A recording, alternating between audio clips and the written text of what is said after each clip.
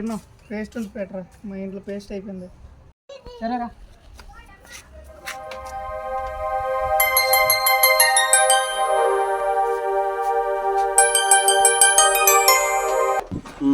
Paste లేనట్టుగా ఉంది.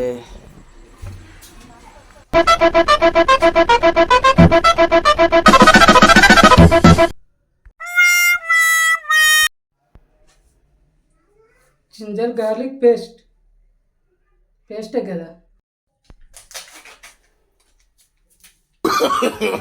No, no, no, no.